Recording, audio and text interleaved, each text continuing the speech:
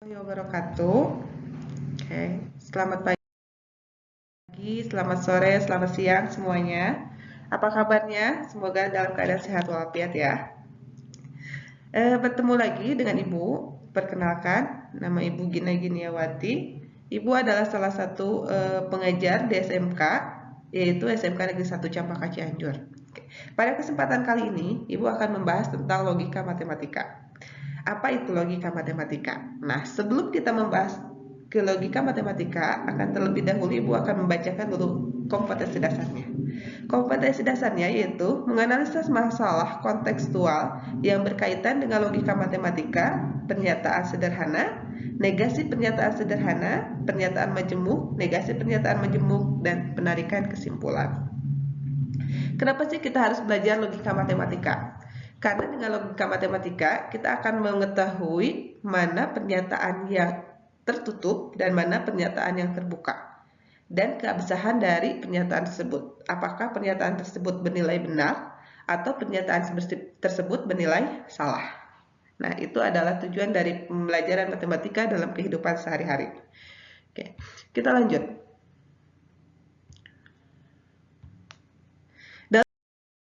Logika matematika itu ada dua. Yang pertama adalah pernyataan terbuka dan bukan pernyataan. Pernyataan dan bukan pernyataan. Yang kedua adalah pernyataan majemuk. Apa itu pernyataan dan bukan pernyataan? Oke, di sini ada contoh dari pernyataan. Contohnya adalah 2 ditambah 2 sama dengan 4. Nah, 2 ditambah 2 sama dengan 4 ini termasuk ke dalam pernyataan tertutup. Kenapa disebut dengan pernyataan tertutup? Karena 2 ditambah 2 hasilnya itu sudah mutlak, terlihat hasilnya itu adalah 4. Nah, pernyataan tertutup bernilai benar. Ada lagi misalnya suatu contoh, 2 ditambah 3 sama dengan 4. Nah, 2 ditambah 3 sama dengan 4 itu merupakan 2 ditambah 3 sama dengan 4 itu merupakan pernyataan tertutup. Tapi nilainya bernilai salah. Nah, seperti itu. Yang kedua, 2A ditambah 3 sama dengan 9. Kenapa ini disebut dengan pernyataan terbuka, bernilai benar? Karena di sini ada angka yang harus kita cari terlebih dahulu. Jadi, belum bisa diketahui hasilnya, ini bernilai benar atau salah. Ini kita harus nyari dulu, A-nya itu berapa. Ketika A-nya kita ketemu misalnya 3, 2 dikali 3 ditambah 3 sama dengan 9, maka kita bisa menentukan bernilai benar. Jadi, kita bisa membedakan ya, antara pernyataan tertutup dengan pernyataan terbuka. Kalau pernyataan tertutup, dia bisa langsung terlihat nilai kebenarannya. Kalau pernyataan terbuka, dia tidak bisa terlihat langsung nilai kebenarannya. Jadi kita harus mencari dulu, kita harus menguji dulu, apakah ini bernilai benar atau ini bernilai salah. Itu perbedaan dari pernyataan tertutup dan pernyataan terbuka. Oke, selanjutnya, ada yang bukan pernyataan. Apa sih yang disebut dengan bukan pernyataan? Nah, di sini jarak Jakarta Bogor itu jauh. Nah, itu bukan merupakan pernyataan. Kenapa? Karena dia tidak bisa diukur nilai kebenarannya. Jakarta Bogor itu jauh. Menurut si A itu bisa jauh. Menurut si B itu bisa dekat. Nah, itu kita tidak bisa mengukur apakah ini bernilai benar atau ini bernilai salah. Nah, itu termasuk ke dalam bukan pernyataan. Jadi, kita bisa membedakan ya antara pernyataan dan bukan pernyataan. Kalau pernyataan sesuatu yang bisa kita nilai dan kita tahu kebenarannya atau nilainya itu benar atau salah. Sedangkan yang bukan pernyataan itu adalah ketika kita tidak mengetahui itu termasuk benar atau salah, karena itu relatif jawabannya. Contoh lagi misalnya, si A atau Eka cantik, itu bukan pernyataan. Karena Eka itu bisa dibilang cantik, bisa dibilang tidak cantik. Jadi kebenarannya itu belum bisa kita pastikan. Oke, paham sampai sini ya? Kalian bisa membedakan mana yang termasuk pernyataan dan mana yang termasuk bukan pernyataan. Lanjut. Oke, yang kedua adalah pernyataan majemuk.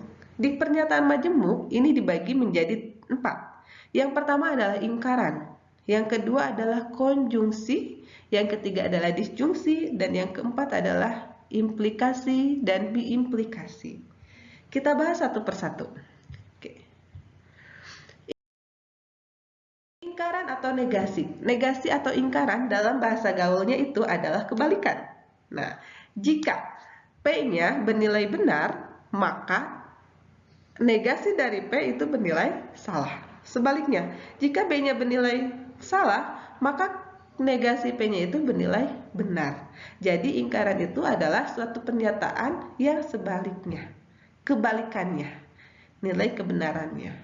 Oke. Lanjut lagi, yang berikutnya adalah konjungsi.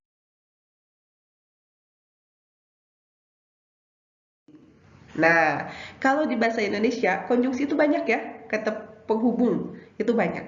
Tapi kalau di matematika, di logika matematika, konjungsi itu adalah dan.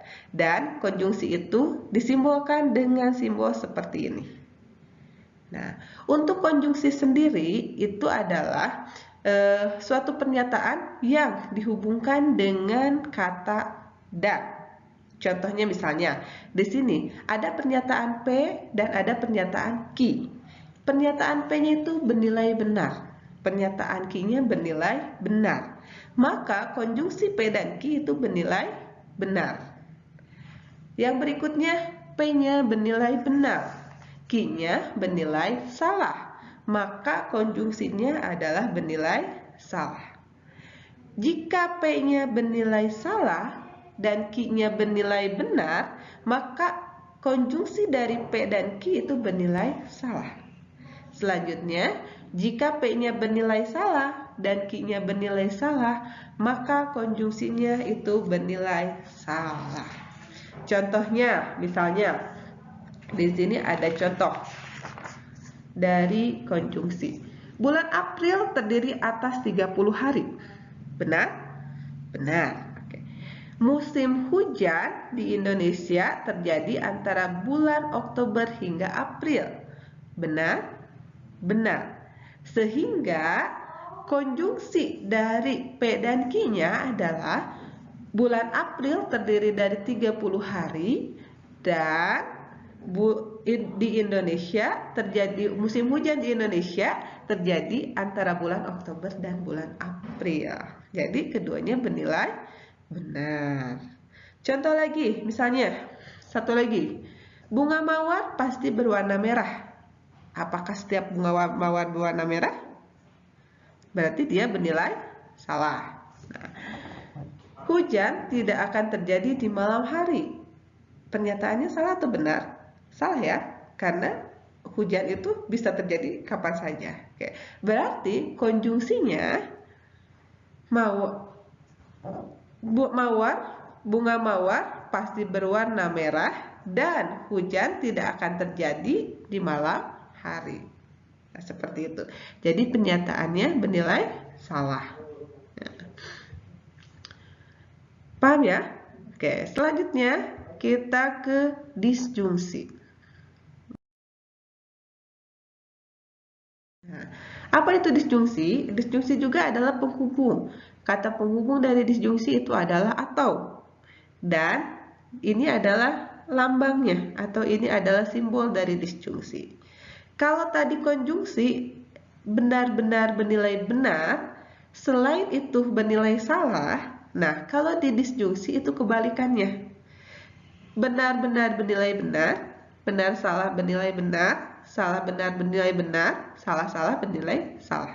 Itu kebalikan dari konjungsi. Oke. Sebagai contoh, misalnya di sini, ponsel adalah alat komunikasi. Benar? Benar. Ponsel adalah alat transportasi. Itu adalah salah. Nah, karena benar salah di sini hasilnya adalah benar, maka ponsel adalah alat komunikasi atau transportasi. Nah, seperti itu ya. Karena di saat benar-benar itu adalah benar.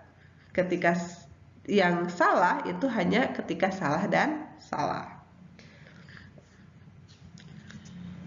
Contoh lagi misalnya 10 pangkat 2 sama dengan 100. 3 adalah bilangan ganjil. Berarti benar, benar.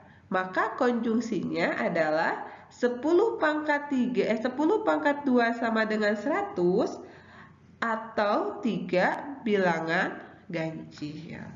Nah, seperti itu ya. Jadi disjungsi ini hanya yang mempunyai nilai salahnya itu jika keduanya salah. Tapi jika salah satu salah atau salah satu benar, maka nilainya adalah benar. Oke. Lanjut. Yang berikutnya adalah implikasi dan biimplikasi. Nah, untuk implikasi itu jika maka.